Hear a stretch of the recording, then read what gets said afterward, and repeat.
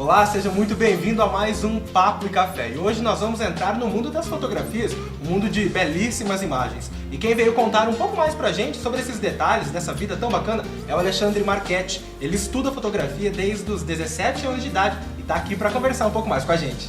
Vamos falar também sobre o festival que movimentou Foz do Iguaçu, que foi o Porto Iguaçu. Então não saia daí porque o Papo e Café está no ar.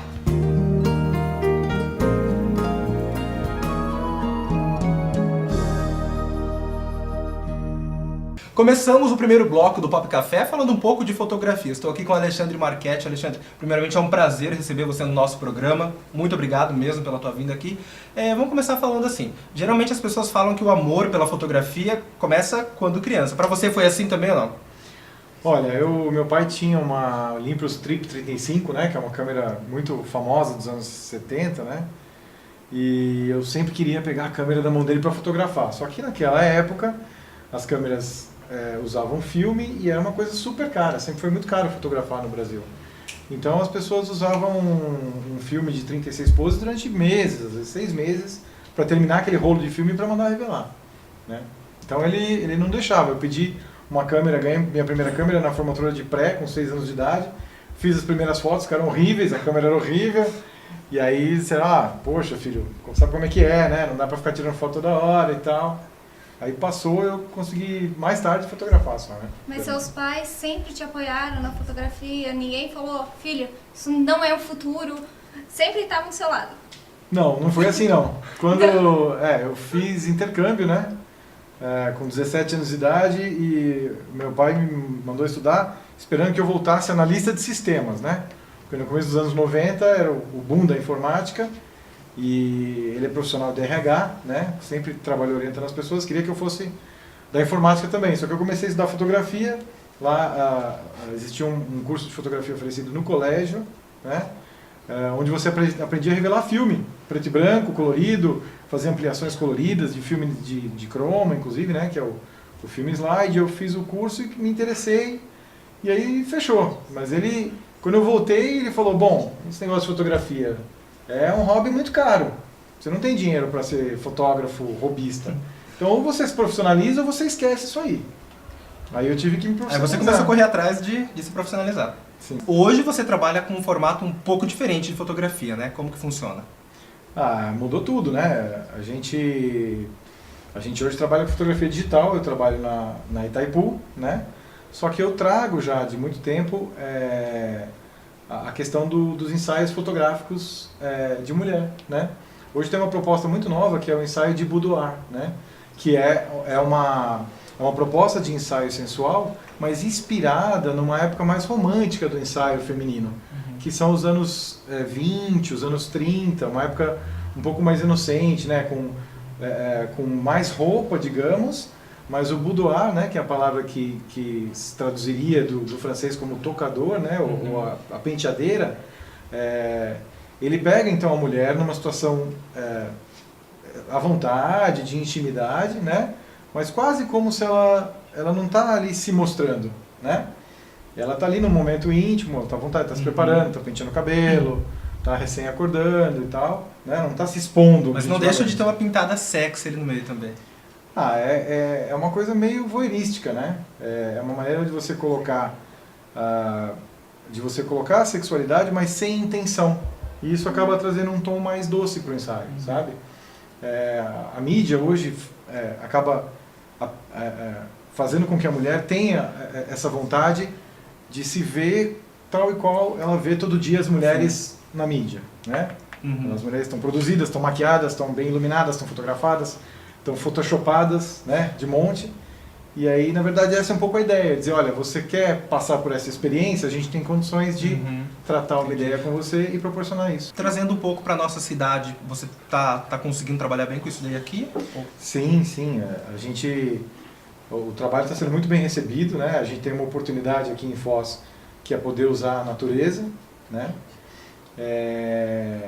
Então eu tenho feito não só ensaios, né, em quartos, nessa situação como eu contei, mas tenho feito alguns ensaios que são mais também com as mulheres na natureza, que tem cachoeiras, ou tem água, árvore, enfim. É diferente fotografar Itaipu ou os animais do refúgio biológico que fazem parte da Itaipu e pessoas? Tem uma diferença nessa fotografia? Ou... Olha, desde que comecei a fotografar, o que me atraiu na fotografia era a diversidade, né? Eu sou uma pessoa que me interessa por muita coisa diferente. Então, quando eu comecei a estudar fotografia, eu pensei, ó, que legal, se eu fotografar os animais do refúgio num dia, no outro dia eu vou fotografar o veículo elétrico, e no outro dia eu vou fazer paisagens da barragem, no outro dia eu vou cobrir uma visita presidencial com aquele monte de gente, e aquele monte de acessos e bloqueios, enfim, para você se virar. Então, trabalhar na Itaipu é uma diversidade muito grande. Eu fotografo muita gente lá. E na verdade, eu fotografo muita gente, e o que eu fazia mesmo era fotografar. O que eu mais fiz antes, né, de vir para Foz e tal, eu fotografei em São Paulo, eu fazia muito retrato. Fazia retrato de artista, fazia personagem de matéria, fazia famoso também, e fazia muito book de modelo iniciante, né? Depois eu saí de São Paulo para morar em Uberaba, eu fotografava muitos animais. Lá eu aprendi muito a respeito de fotografia animal. Eu fotografava gado em Uberaba. É uma cidade de pecuária intensa e leilões onde animais são vendidos, a metade de uma vaca é vendida a R$1,5 milhão, por exemplo. Entende? Então, lá eu estudei para isso, inclusive. Estudei comportamento animal e eu cheguei a imitar vacas no pasto para poder me aproximar de um animal que era um animal mais bravo, entendeu? E fazer a foto para constar no catálogo do leilão. Então é uma experiência muito diversa, e na Itaipu o legal é que na mesma semana a gente passa por todo esse espectro, mas é muito diferente, assim. Você tem que ter a mesma consciência de que quando você chega para fotografar um assunto, você tem que chegar com uma estratégia, né? Então uma coisa é fotografar os macacos pregos lá, que são super exibicionistas, super curiosos. Outra coisa é fotografar as onças, né? Então você tem que saber o que é que você vai fazer para você ter uma ideia de como você vai fazer. Isso é muito gostoso, né? Você realmente estudou a fotografia, né? Para as pessoas que estão começando ainda, né, nessa parte de fotojornalismo, você acredita que para conseguir ser um profissional bom da fotografia, a pessoa precisa realmente correr atrás e estudar, como você fez, estudar a fotografia? Olha, hoje, na verdade, existe um espaço maior para a pessoa que tem simplesmente um bom olho e tem um talento. Mas ela patina, né? Na verdade, assim, o problema de você ser fotógrafo e cobrar por isso é você conseguir realizar uma tarefa e realizar uma imagem que está na cabeça de alguém. São poucas as oportunidades para você ser um fotógrafo autoral. Eu sou autoral, eu faço as coisas sempre desse jeito, e aí você vai olhar as fotos, são todas iguais, as pessoas gostam, mas se chegar um cara e falar, fotografa para mim um pacote de salsicha, eu te dou R$2.000, e o cara não conseguir, porque ele sempre faz as coisas do mesmo jeito, um abraço. Eu, sinceramente, acho que hoje é uma época de conhecimento livre, e o caminho mais curto para você aprender fotografia é estudar inglês.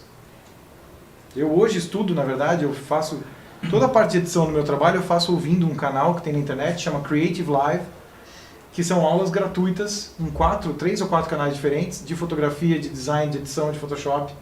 Só que é em inglês. A gente ainda não tem isso no Brasil.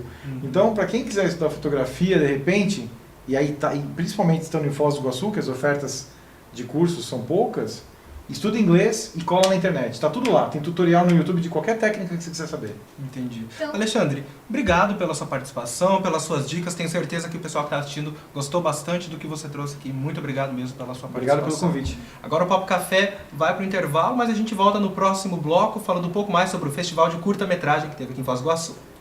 Já voltamos.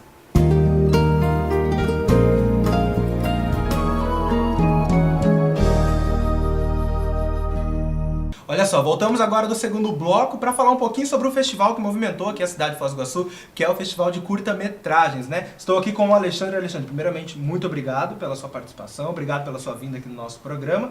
Conta um pouquinho mais pra gente sobre esse festival. Essa não é a primeira edição, né? Eu sei que tiveram, essa é a segunda edição, né? Como que é? Não, na realidade o Festival Curta Iguaçu, em 2013, ele está agora na sua segunda edição, ele é um festival de curtas-metragens.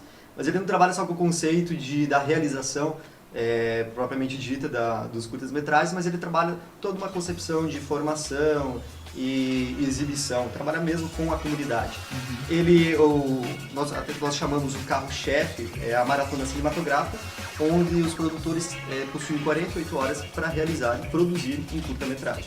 Então, até parece que 48 horas são poucas, é pouco tempo, mas esse ano nós tivemos 24 curtas produzidas. foram mais de 200 pessoas participando. Então o resultado foi bem bacana. Entendi. Quando a gente fala em 48 horas, parece pouco, mas na realidade eles não têm só essas 48 horas, né? Não, durante toda uma semana tem uma série de outras oficinas. Então eles podem participar como um meio de formação e a partir disso, durante os outros dias também, trocar, fazer intercâmbio com pessoas de vários países e assim chegar no dia da largada da maratona cinematográfica e iniciar as suas obras. Você disse outros países. Nessa edição a gente não teve só brasileiros competindo, né? Não, nós tivemos equipes da Argentina e do Paraguai. E claro, também outros participantes, como chilenos, venezuelanos, equatorianos. Então o festival ele tem essa amplitude que envolve toda uma concepção até do Mercosul. Mas não só equipes vindas desses países, mas de outras cidades. Nós tivemos duas equipes na realidade de Curitiba, o qual participaram e conseguiram entregar o seu curta de 3 minutos. Inclusive, o melhor filme, se não me engano, foram os nossos irmãos paraguaios que ganharam, né? Teve uma das equipes paraguaias, foi a grande vencedora, com um filme muito bacana, que trabalhava com a ideia de cidade. Então, eles tiveram um roteiro bem amarrado, e acabaram vencendo na escolha dos jurados. Parabéns então aos nossos irmãos paraguaios que levaram esse prêmio, né? Teve outra situação bem bacana que eram as oficinas, né? Foram o quê? Foi uma semana de oficina? Não, na realidade foram 2 dias de oficinas. Ah, tá. E tanto é que os oficineiros também, não só brasileiros, mas nós procuramos trabalhar como nós estamos numa região de tríplice fronteira, trabalhar com paraguaios e com argentinos. Então foi no sábado e no domingo. E oficinas ministradas por argentinos, paraguaios e brasileiros. Você estava comentando antes do programa começar com a gente que os participantes só souberam do tema pra largada, minutos antes, digamos assim. Sim. Por que isso? É justamente a proposta do festival, que as equipes não trabalhem antes dessas 48 horas e que todo mundo parta do mesmo ponto. Então, ano passado nós trabalhamos com 5 temas, esse ano foram 2 temas. Então, às 11h20 da manhã de uma sexta-feira, os 2 temas foram apresentados, as equipes conheceram e aí começaram a rodar. Ou seja, trabalhar com o roteiro, depois fazer a produção e finalizar ainda pelo domingo, no domingo pela manhã. Foram mais de 200 participantes, né? Mais de 200 participantes, 24 equipes. Tiveram muitas dificuldades, será, essas equipes para conseguir produzir? Ah, com toda certeza. Tanto é que teve equipes que não conseguiram entregar o curta no tempo previsto, nessas 48 horas. E algumas equipes também que saíram um pouquinho do regulamento, dos 3 minutos, como nós havíamos previstos. Então eles não participaram, na realidade, da maratona. E o legal é que era um festival, entre aspas, amador, porque eram estudantes, profissionais também que participavam? Sim. Muitas equipes, muitos dos participantes, eles não tinham conhecimento algum no setor do audiovisual, eram estudantes de administração, de relações internacionais, história. Então é uma grande brincadeira. Já estão se preparando para o próximo? Com toda certeza. A edição do ano que vem está sendo reformulada e, claro, sempre agregando novas particularidades. Qual foi o tema dessa edição dos curtas? Esse ano os 2 temas, um deles é de um dramaturgo russo, Anton Chekhov, do qual nós destacamos quem pode compreender melhor meus terrores do que você. E o outro tema de um livro chamado Cidades Invisíveis, de Italo Calvino, italiano, e que trabalhava com a questão de cidades imaginadas.